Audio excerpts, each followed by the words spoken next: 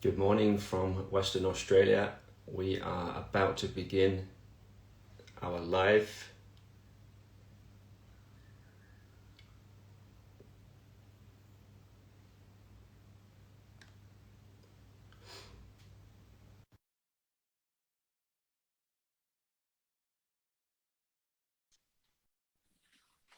Oh, we got a few people jumping on. Hey, Richie. Hey, Aaron. Hey, Danjo. I need to. There we go. That's better. Here we go. Hi, what's up? How are you doing, Martin? Good. Good, mate. No, like super excited.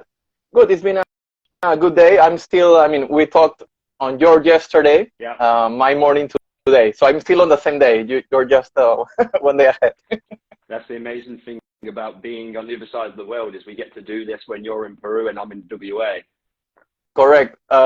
A friend from Argentina just reached out and he said, bro, like, what time is the talk tomorrow? I'm like, no, bro, it's tomorrow in Australia, but it's still today on this side of the...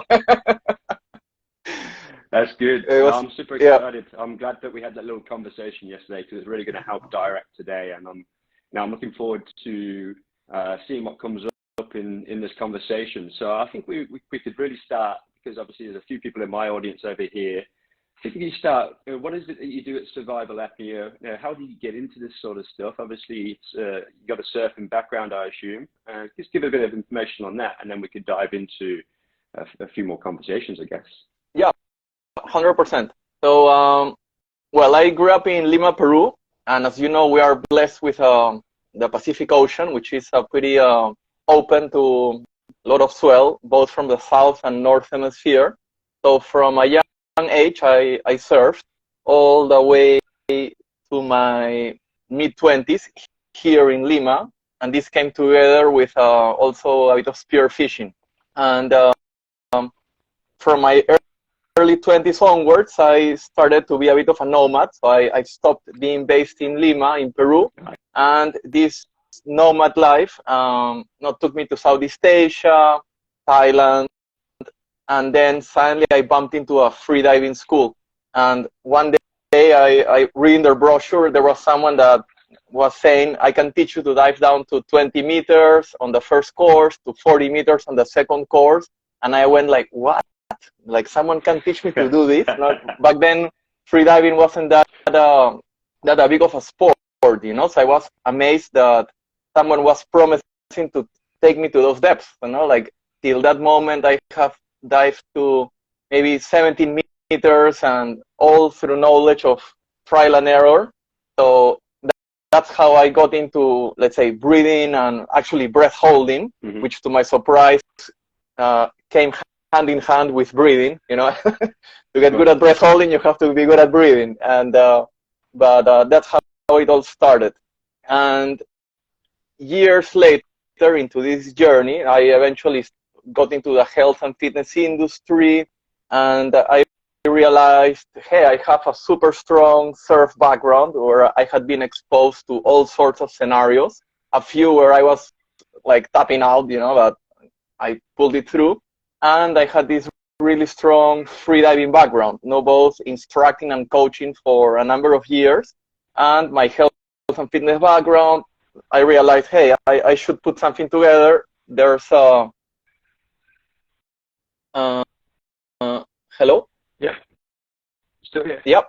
So that's a little bit how Survival APNEA started back in year 2014. You know, it was the moment where I realized it was time to make a project, like something unique, combining all the insights I had gathered, on the past years, and to my surprise, surfers of all levels, started to show a lot of interest and getting a lot of benefits from what I was sharing with them. Initially, it was meant to be just a bit of a way to make some extra cash, during my summer visits to Peru. And then I realized, hey, there's more to it than just a little bit of a summer job, So I started to improve on the project, on the education system ever since. Now now it'll be almost 10 years that the project began, Okay, so you're now taking, for 10 years, you've been taking surfers through specific training to improve their breath hold, to overcome their fear of, or their ability to, stay under the water. Is that be right? That's what you're doing now? Yes, and if I was to say it in probably a more precise wording, I use breath holding exercises to teach surfers how to get the best of their mind, their breath, and their body whilst interacting with the ocean. Nice. Yeah, okay. No, now that makes sense. Makes sense. Well, obviously, surf is one of those sports where the more you do, but also the less kind of fear and the more control you have over your mind, body, and your breath, you're going to be able to reach those larger, bigger waves, right? 100%. No, there's many scenarios in surfing that make it a very challenging sport, not psychologically, and breath being such a vital aspect of a human's life. It's very challenged. No, from the moment you're lying on your board, already it's an uncomfortable position to breathe in. No, your airways are a little bit bent. There's pressure on your respiratory system. Then you have a lot of water coming over your head once in a while, moments where you're being held under. So it will challenge that ability to breathe regularly, which it's pretty scary for most people. Yeah, of course. I don't really, when I do some training with I'm currently training a surfer at the moment, and he's trying to get some big waves, and we're looking at, really testing out his breath holds, but also testing out his breath holds under high heart rates, and just really developing his breathing. But I haven't really thought about the fact that they're always laying on a board. You've got to get out there, and that's already compromising your respiratory function, your diaphragm, your breathing muscles. So what sort of exercises would you actually take someone just to improve that ability? And is there anything that you do to improve someone's fitness when they're under, compromised diaphragmatic work?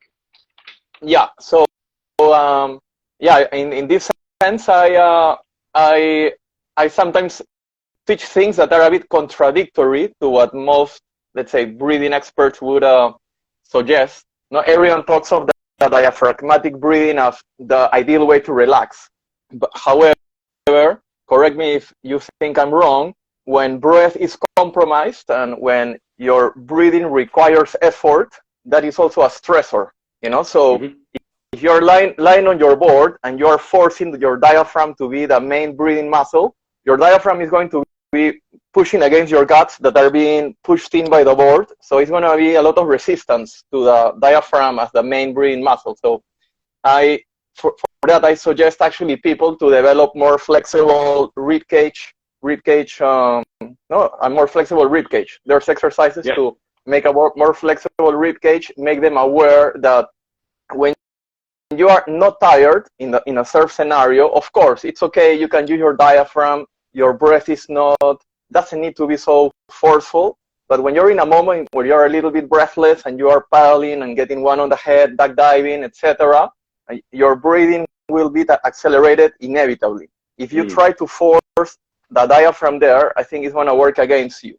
And in those cases, I suggest go a bit against the norm and focus more on a bit of a higher breathing section of the lungs, which is freer. And if you have a flexible chest, flexible rib cage, your lungs will have that room, to play with less resistance.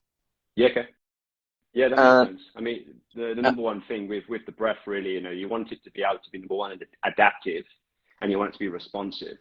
So if you're able to train the ability to actually adapt the breathing situation so that if there was pressure on that diaphragm and it can't contract, maybe then there was a different proportion in the body that it can breathe from. And this is similarly in jiu-jitsu. Like in jiu-jitsu, if you can get an individual to be able to breathe from different portions of their lung, if they're being squeezed in one area, can they then breathe into a different space of the area to get that oxygen in and stay calm in that situation? If you're on the board, 100%. I guess it's that compromised position. It's a very similar sort of thing. Yes, 100%. And so there are sequences of stretches for the rib cage. You can also teach people to put more higher a higher volume of air at a bigger pressure to expand the lungs further. No, so there's ways in which you can guide someone to develop a more flexible rib cage. And a little trick, like maybe I'm just throwing it out there. It's that I teach in my courses, especially when someone is receiving many waves on the head and duck diving, paddling, duck diving again. Sometimes water comes up the sinuses, so your nose can be a little bit clogged. So a little trick that I teach people, not as a way to breathe for too long, but in little pockets where they want to ventilate, but also bring a little bit of calmness in, is in those moments, take very short inhalations through a wide open mouth. So the air comes with very little resistance. It fills up the top of the lungs, but then you exhale it through the nose. So as you exhale through the nose, the air flushes some of the water out, and the nose, being a smaller airway, will slow down the breath out, and in that will delay the exhalation, which comes with a little bit of calmness. So it's a little bit of a very short recovery trick that I find helps me feel a little more comfortable and a little more calm in those tight pockets where that a surfer can find herself in. Yeah, and that sounds like a really good trainable skill, because that's not necessarily something that an individual would think of doing straight away if they're out surfing. Like, you're not thinking, okay, maybe if I breathe in through my mouth and then breathe out through my nose, it's going to do two things. Number one, is it going to clear out the water, but number two, it's also going to calm that breath on the exhale as well. So that's something that you need to practice over time to make it something that comes to mind immediately. Exactly. No, so personally, before I teach something, every time I go in a surf session, of course, I go for fun. Keep playing with things. Hey, what happens when I do this? What happens when I do that? And I rely on a lot of, let's say, self-awareness to be the final check. Okay, this actually brings calmness. This brings more stress. Okay, I shouldn't do this. And slowly I start throwing it to my students. And when I see them later, hey, bro, have you been trying something out? What tricks are working, etc. And that's how, let's say, the system gets improved over time.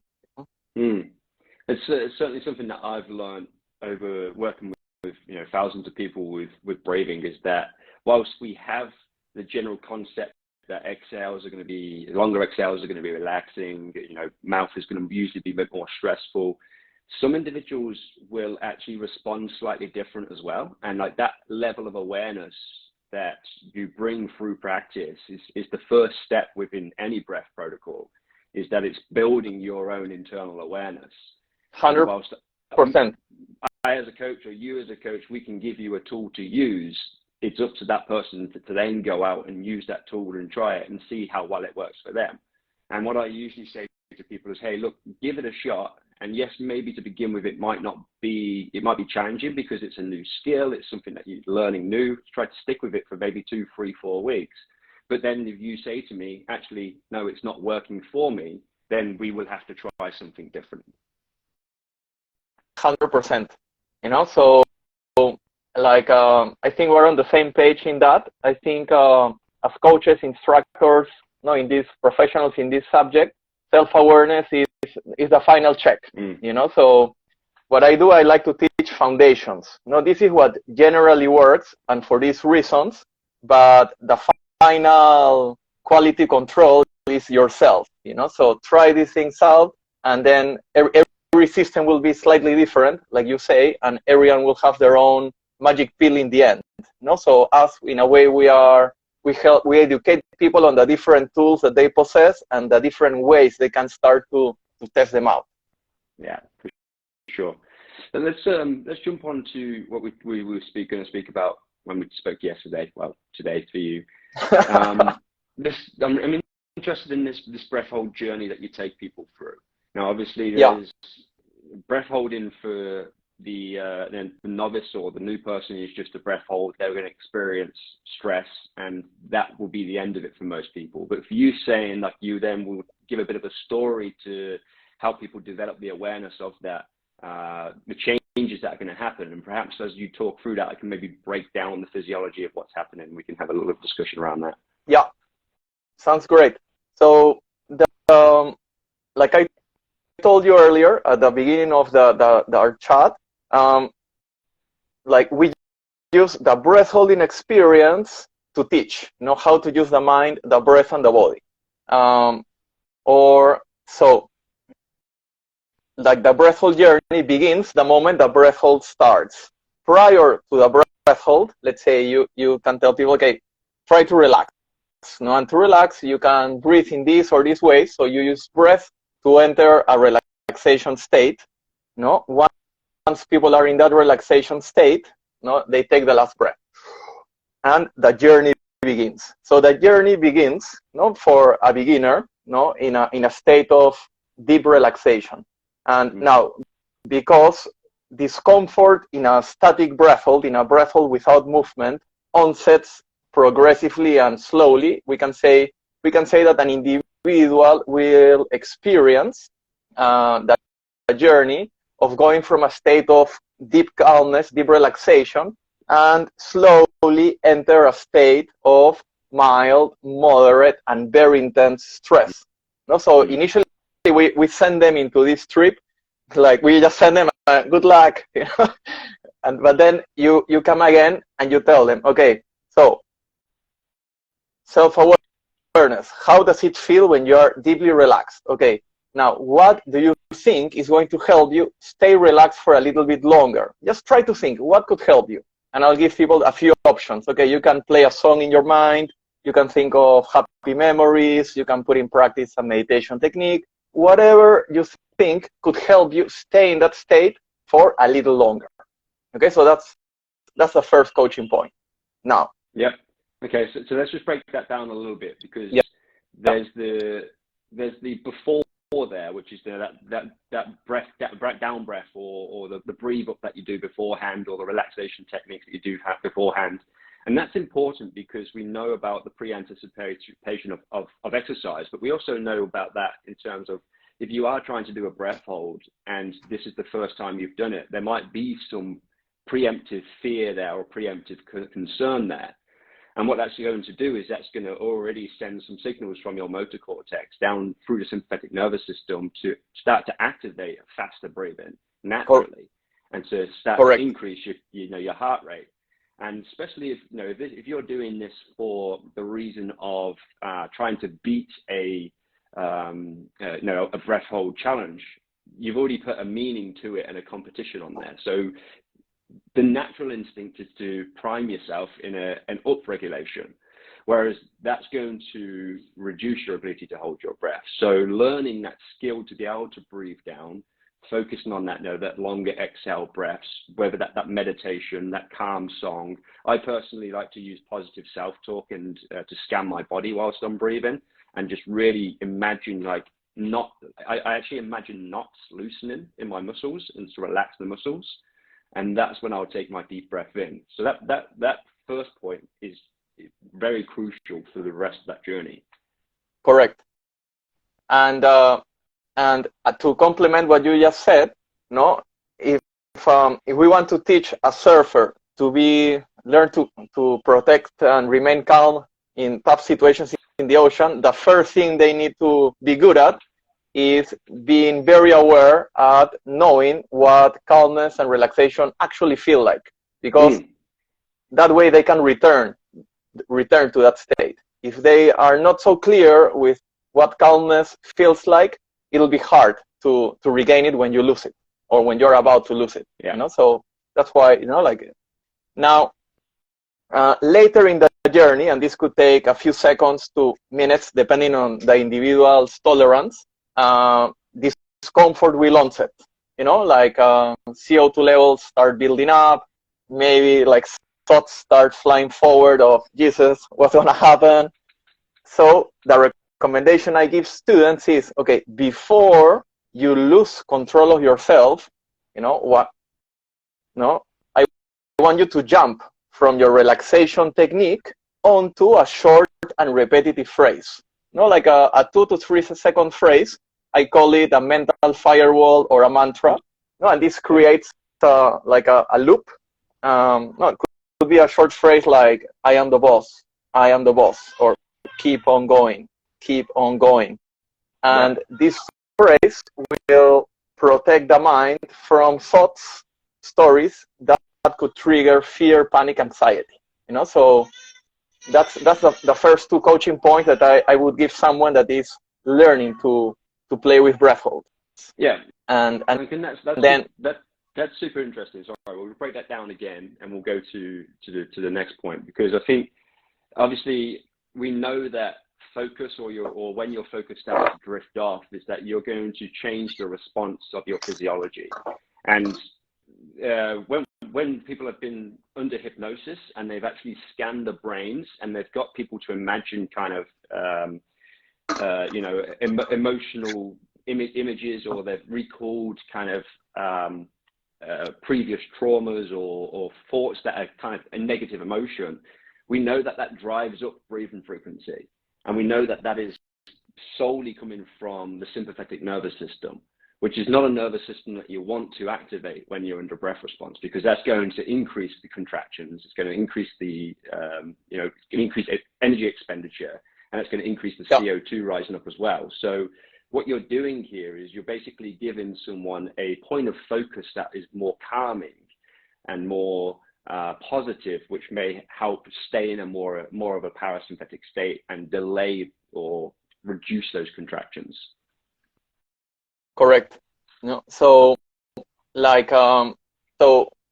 said in other words, I like to refer to this practice as I am teaching people how to cultivate presence. When your body is not challenged, okay, just chill. Do something that help your mind chill with your body.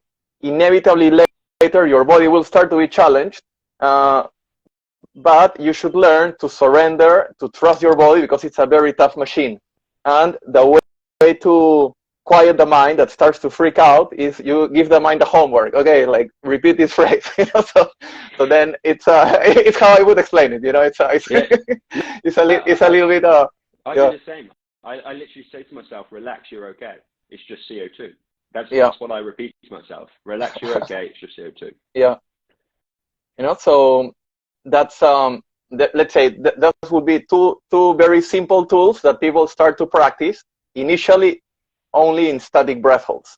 And as time goes by, you start throwing at them more dynamic exercises, that start challenging these techniques. So over time, you start to learn and practice how to take these foundations into exercises that are not so predictable or that have changing gears, and slowly making that bridge onto how you are going to take this new skill and put it in practice in actual real life situations. Okay, so when you mean that by not predictable, you mean you're getting an individual to do a breath hold whilst exercising, and you might get them to change the dynamic of the exercise whilst holding their breath? Is that what you mean? Or did you mean actually having them out in the ocean and you get them to hold a breath and just flipping around? Talk me through sort of things that you would do there. Yeah, so let's say before I expose an individual to this type of exercise, I would, of course, play a lot with more predictable exercises, which I can explain in a bit. The unpredictable exercises, I would use them with people I've already worked for a while, and I kind of understand their limits a little better, and they already have some pretty solid tools. But an example would be you put two people facing each other and they have a dice, so they throw the dice, and based on the number that comes out, they need to multiply that number by 10, exhale all the air out, like negative pressure, and hold their breath for that amount of time. Okay. So you can imagine a minute breath hold on full empty lungs. It's gonna feel like you're dying. Yeah. It's very tough. Now, when you are doing a breath hold on fully empty lungs, something happens. I like to explain it like the vacuum in your chest pulls blood from extremities to the core, which is something that happens in survival scenarios. That's why your body freaks so much out, or your mind freaks so much out. It's my explanation. So the onset of discomfort is so sudden that all the previous tricks people have been using, the song, the meditation trick, whatever, it doesn't work. So I tell them, okay, bro, I'm gonna play with something else. Use your body. So I believe the body is, let's say, the ultimate guy, you know. So if you learn to feel your body and play with it, you know, skillfully, you have an amazing tool to deal with stress. So the tricks I would, let's say, I suggest people to use in a moment like this is to relax their faces, their necks, their shoulders, and it's a way of the mind is freaking out, the body is following that freak out, it's starting to tense up, but if you reverse the effect, you relax the face, relax the body, the message the body is sending to the mind is, hey, like, trust me, I have this, you know? So in this case, I would use the dice as the unpredictable subject, you know, and the idea is to encourage these people to develop equanimity or not care what the dice is going to throw, whether it's a 1 or a 6, they just throw it and they should remain emotionless or aim to be emotionless. That's kind of like the training behind. Yeah, okay. And how I guess there is also, because it's so random or so unpredictable, does that pre-anticipation kind of come up the first times they do it? Do they kind of like get excited because they like, oh, what am I going to get on the dice? And like they have to then train their ability, like you're saying, to detach themselves from the outcome and the expectation to then be able to go, right, regardless of what that number is, I'm going to be within my body and within my mind. So what you're teaching them to do is removing external focus and meaning of what's going to come out of the outcome, and more so what is actually happening inside me. Exactly. You know, so slowly, initially I will just throw them into the exercise and they will anticipate, they'll freak out, they're like, oh no, again, you know, that will happen. But as time goes by, you start to throw these little like vitamins. Okay, like next time, this is what is happening. I want you to enter this session indifferent. I don't want you to care. You know, practice that. Practice not caring. When you feel your body starting to tense up, okay, that's what you need to reverse.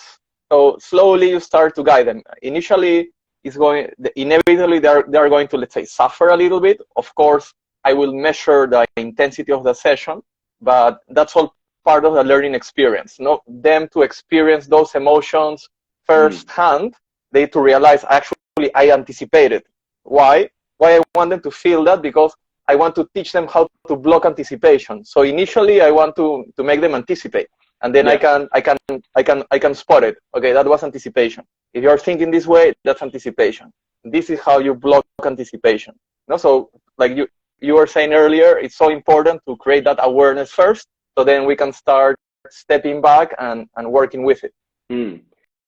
And I can see how that itself is such a transferable skill into so many things in life, not just with surfing and what you're teaching there, but you know, how much do we anticipate in our jobs? You know, how much do we anticipate, you know, just day to day about what might happen ahead of us? You know, that's the basis of what anxiety potentially is that concern of what is coming up. So you're training, whilst you're training a skill that is trying to make it specific for a breath hold, it also then transfers across, because you can then try and detach yourself from outcomes of possible future outcomes.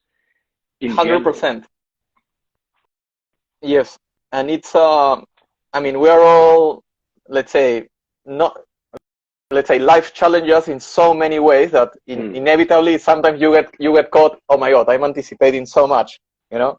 But the fact that you can spot it, it's already a huge gain. You know, like we're not bulletproof, but if we at least start working on that awareness, maybe before you would anticipate for hours or days or weeks about a certain event, once you have that ability to, hey, this is anticipation, this is what's going on, and slowly you can actually start to work on tools that we can all gain through different practices and address it accordingly. Yeah. Okay.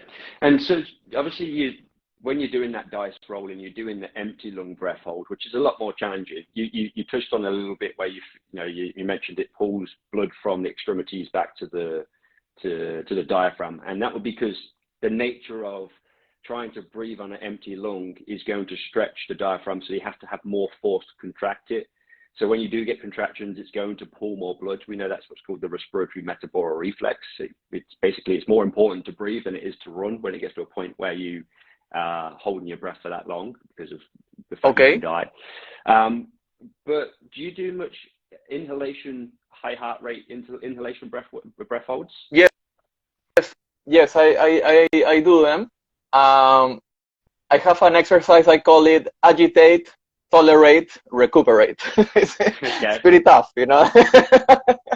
So basically I make people, let's say, depends on the level you play with the distances, no? So they are to swim, cover a certain distance, swimming as fast as they can, like front crawl, freestyle.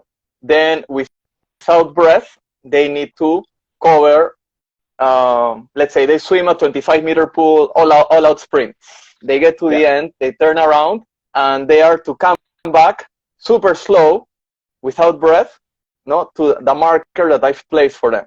You know, so of course, in that fast sprint, the simple act of the sprinting is keeping you busy. You know, you're a bit unaware of what's actually going on. Yeah. But the moment you turn around and you start coming back, still not breathing with a face underwater, but swimming super slow on the surface, that quietness and stillness allows you to actually realize, Jesus Christ, you know, this is not good.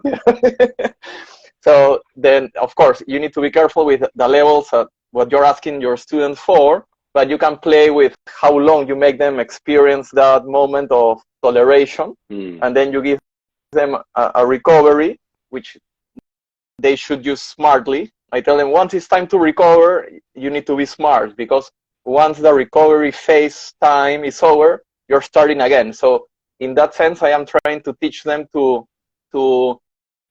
manage the sensations they are feeling, that moment of intense discomfort, which will feel very uncomfortable. They need to manage themselves. They show me they are managing themselves by not accelerating. Speed is constant and slow. No, that's the cue I'm watching. If I see them sprint, I'm like, not good. But when it comes time to recuperate, to breathe and recover, I want to see them breathe smartly, you know, recover smartly, to move smartly. And I suggest a side stroke as a good stroke to recover. If they need to ventilate a little more intensely at first, that's fine. But as soon as they can, they should start calming that breath rate down before they start the next repetition. You know, so it's an exercise where I try to cover a few elements. You know? Yeah, I do high heart rate kind of. I'll get people to hold a medicine ball over their diaphragm and just take a big breath in and just try to walk as far as they can with it. And that would be after kind of doing like burpees or burpee pop-ups or nasal breathing, running up the hills. Yeah. And, you know, it's a similar thing when trying to get someone in an uncomfortable position in their diaphragm, but then set a distance that they have to kind of go to. But as soon as they put that ball down, it's not about just letting go and just breathing hard. It's about staying in that composure. It's teaching yourself to go from that high stress to go to calm as soon as possible, which is a skill that we don't train. No one trains. Like no one trains unless you're in specific, you know, surf skills or stuff like that. But we, just as a general population in the world, we're always on the go, and people might go to the gym and work really hard and know how to activate the sympathetic nervous system and to activate the stress response. But then how fast do they learn how to get back to a situation where they're composed and calm? How often is that trained? Like there's no personal trainer that trains that. If you're not in the space of the breath, you don't train that. And that's just as a valuable a skill to learn, because that's where we get to be able to train the adaptable nervous system to go from stress to calm. And that's essentially what resilience is. 100%. I couldn't agree more with you. And so, yeah, that's another one that I actually have never taught this to anyone, but this is a great space to share it. This is my own personal training. So sometimes I work with kettlebell swings, no? And when I'm like about to just call it off, I kettlebell aside and I start juggling, you know. So it's changing from part of me is screaming, I'm breathless. Yeah. But another part of me needs to be really focused and calm so I can perform the task. Yeah. So it's a way of teaching the body to perform with a focused, calm head, even if other parts of the machine are red hot, if that makes sense, I like that. That's, you're putting yourself under intensity. You're putting yourself into a situation where your mind might want to drift off in other places and just say, hey, look, I want to get out of here. I just want to breathe. But you're actually then going to a point where you have to do something that is, quite a highly skilled task. So you're teaching yourself to be able to be calm under stress and to stay focused under stress, which is how important is that in any set of life? Professional 100%. Professional athletes, individuals who would need to do that, to a high level of standard, they'd have to be mindful of the level of stress that they're under and still be able to, if that's in soccer, take a penalty kick, or in rugby, kick a goal. We've got a nice hockey player just joined now, like that's a penalty shootout. Like you've got to be able to stay focused in those stressful situations. And yeah, cognitive training, that's it. Dimi's just put on there, cognitive training in stressful situations. Yeah. No, I like that term. To build onto this idea, like years ago in the freediving community, I kind of came across a technique, like freedivers. I learned it from Russian freedivers, and they call it the concentration of attention. And it's basically a meditation technique trick which uses the surrounding environment as the cue to stay present. So it consists of to quiet your mind, your chatter, by simply listening, feeling, and just letting light come through your eyes, not focusing on anything in particular. So I like to teach it a lot because it fits into all sorts of scenarios. So let's say you're in a wipeout, and how do you stay present in a wipeout? Okay, I listen to the sounds of the ocean and I feel the turbulence. As funny as it sounds, in a wipeout, like the turbulence is super easy to feel, and it actually gives you feedback of how intense things are, and the sounds are also very easy to hear. So instead of letting your mind drift onto anticipating of how bad this could be, you're simply listening, feeling, and interpreting objectively. Okay, it's still time to wait and stay calm. Still, I'm waiting, I'm staying calm. As soon as you listen and feel less energy, okay, now is the time to move up. Okay. So would be, I guess, a way to stay calm and perform good, in a different type of stressful situation. Yeah, and people might not understand how powerful that is, because you were saying two things there. You were saying feel and also listen. So listen is obviously a sensory thing. So that means it's external, and we will get that through our sensory nervous system. And that is what we would say is called exteroceptive. So that means having to place consciousness outside of your body. But then you're also getting people to feel as well. So, okay, how calm do I feel? How relaxed am I? What's my heart rate like? What's my general internal state of my body, which is interoceptive, which are two different essentially parts of the nervous system that if you are able to switch between one and the other, it means that you have complete control over yourself. And that's it.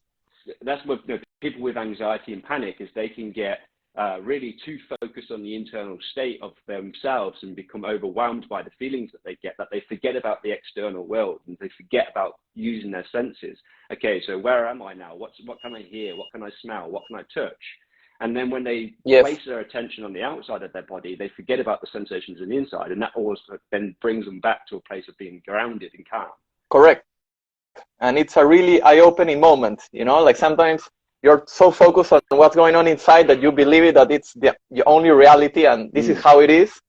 And then you're like, hey, eat this chocolate and focus on the flavor, and okay, you let the time go by. How do you feel now? And finally, the energy changed, So yeah, I really liked what you, sorry, I interrupted. I learned a thing from Andrew Huberman when I watched his meditation podcast not long ago, and he was suggesting that meditation, or the literature he was reading, was suggesting that if you are someone who's to meditate, you should kind of sit down and just focus, become aware of, do you focus more on your internal cues? Like, do you focus more on your heart rate and your breath, or do you focus more on external cues? And if you're a person who focuses more so on the outside, then you should try to train your meditation to focus more on the inside and on the opposite, because it's actually, most people will tend to either focus them more internally or externally. And through the meditation practice, you can learn to switch that out, and therefore you can change your behavior in the long term. And that can then become a massive changer in how you see the world and view the world, because we essentially view the world either externally through belief or internally through sensation. Yeah. No, I yeah, you've explained it so well, but like what you mentioned a couple minutes ago about going back and forth between the external and the internal, that's what I want to wake up in people, So it's basically a constant interaction between their minds, their breath, and their body that comes together with the senses that are constantly getting feedback from the surroundings and inside. And based on that feedback, if you are navigating in the right direction or you are not. And being aware and having the tools to re-steer the ship in the direction that you want. That's yeah. No, thank you so much. Like that articulation was spot on. That's just me. That's just what I learned. I think it's maybe 2 or 3 weeks ago. So it made sense to you were seeing that and practicing that on a level of through practicality and teaching people that. I just thought there is information to provide about individuals being able to do that in their own meditative practice of just becoming aware of themselves. So I wanted to share. Yeah. No, thank you so much. Is there, I have one exercise I would like to share with you. I think you'll like it a lot. It's probably like if I was to pick one exercise of everything I teach, it'll be the one, so at least I need to share it here.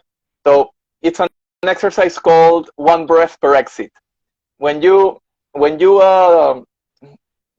describe it and I demonstrate it in the pool, it looks a little bit harmless, you can tell people are like, whatever.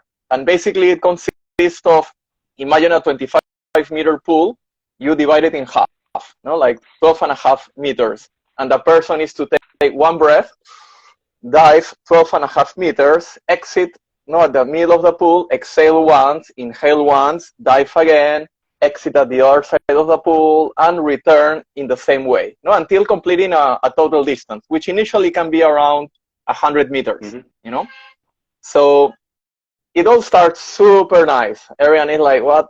This is easy. And finally you see people coming out and their breath is out of control. They are sprinting underwater to get to the next rest. So then, then they realize what's going on. So this exercise, because you are coming to surface to inhale often enough, it's a very safe exercise. There'll always be a safe level of oxygen inside. However, this constant ups and downs, starting, restarting, plus the limited rest on the surface will start building up carbon dioxide, which is going to start feeling tougher, and tougher. So suddenly you're going to be entering short dives, but feeling extremely uncomfortable. So the coaching goes, you never accelerate, speed is constant. So with that, I help people to develop a solid underwater behavior.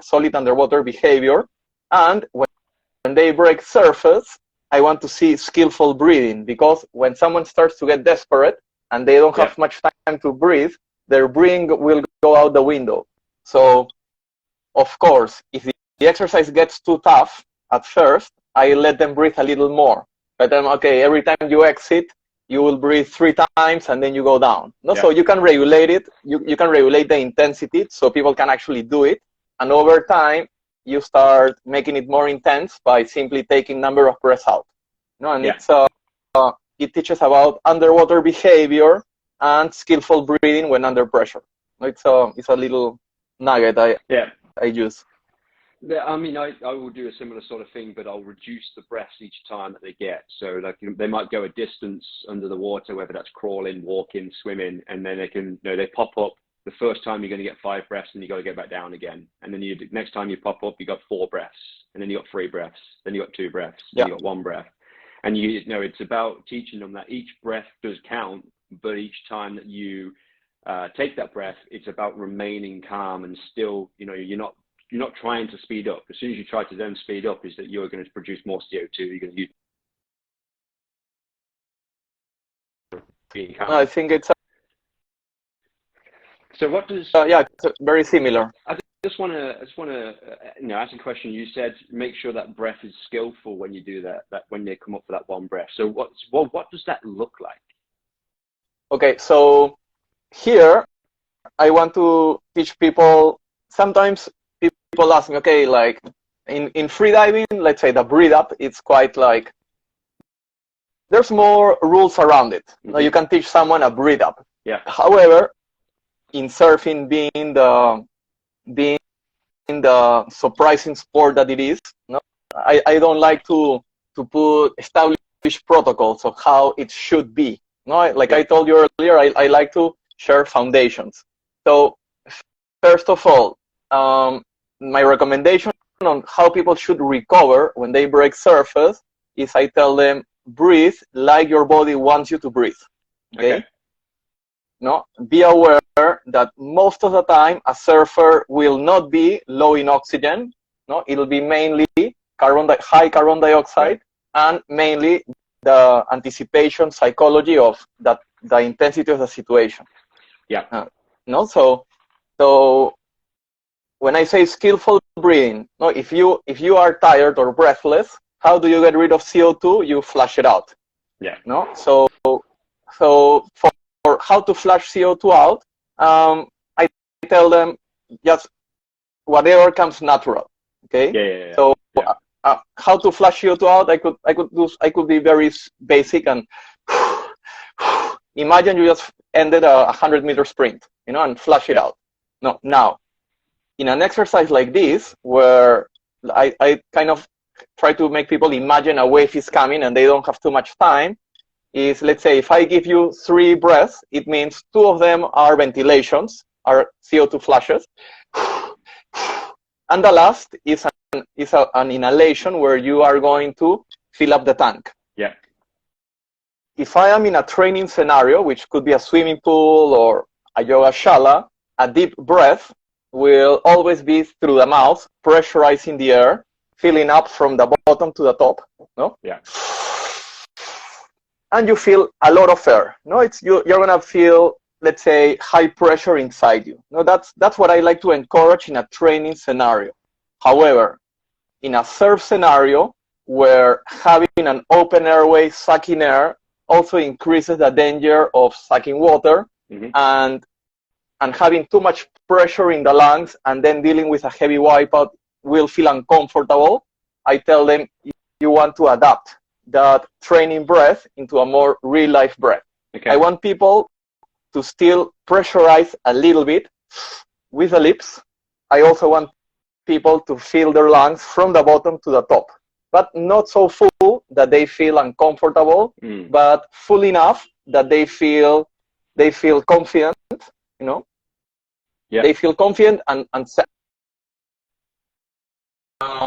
yes, and that's about it. I want to see them trying to aim for this. If you have a limited number of breaths on the surface, I want to see you flush CO2 out in whatever style you like, but I want to see that intention there, and I want to see a skillful inhalation, bottom to top with a little bit of pressure. Yeah, okay. No, well, that's good because you've obviously adapted that to surf specifically for that training, whereas I think free diving would be very different because they're free divers, especially expert free divers or professionals, they're going to be pushing that low O2 tolerance as well, which means when they come up, they have to focus on the breathing technique being slightly different. Because correct. Correct me if I'm wrong, but if you're low O2 and then you blow off too much CO2 in those first 2 breaths, you can then pull extra O2 from the brain, and that can result in blackout. So therefore, it's more calm exhale with a deeper inhale for free divers. Whereas 100%. within surf, it's more like, okay, well, you're not being low O2 unless you've been held down for minutes and minutes and minutes, which is not going to be the case. But it's just getting off that CO2 first, and then getting not a deep, like you're saying, not a deep breath as full where you're feeling overwhelmed by the amount of air that you have in your lung, but just to a point. And if you're going to have a wipeout and you might come up for a second, you're not going to have the opportunity to get a big full breath in anyway. Correct. So you've got to kind of train it to be specific for the sport that you're trying to train for, or the situation you're trying to train for. Exactly. And if you cannot take a breath, because that's sometimes the reality, then you have your mind and your body to play with. No? So it's not the end of the world. Very likely there's still a lot of oxygen in your system. Yeah, cool. I've took so much away from this. This has been awesome. Awesome, bro. No, same for me. Specifically for surf, I'm working with Dimmy, who's been watching, and he's a surfer, and he wants to get into the big wave surfing, and I've given what I know to how to build upon CO2 tolerance and the exercises we can do, but there's specific things that I've pulled out here, which is really going to help me if I do have any surfers come to me over here, which is great. So is there anything I can any questions that you had that I can provide for you or provide for your I guess your audience? I think nothing that comes to mind right now. I think a lot of the ways you've articulated things and explain have been amazing. But I do believe that I think we have more work to do together. So I think I let my creative mind put things in place, and I'm sure there's going to be some more collaborations, Martin. No, thank you very much. No, for sure. And you spend half your time in Peru and half your time in Bali? Correct. I live maybe 3 months of the year in Peru and the rest in Indonesia, mainly in Bali. Yeah, whereabouts in Bali? I'm based usually near Uluwatu, down in the Bukit. Yeah, well, that's where I spent the pretty much the last 18 months of my life before I was here in Australia. I was living in Uluwatu and Ungasan. Oh, no way. Well, maybe, who knows, maybe we've crossed each other, but we've never had the time to chat. Yeah, well, we plan to potentially invest over there in the next couple of years. So hopefully we might be able to cross paths and maybe do some collaborations in person as well. Oh yeah, 100%. I'm down. I think we have a lot to contribute to others, and yeah, let's make it happen. 100%. All right, well, I have enjoyed this chat. Thank you very much, Augusto. Thank you, Martin. You have a good sleep and a great week. Thank you so much. Same to you. Let's keep in touch. Take it easy. Bye. Bye-bye.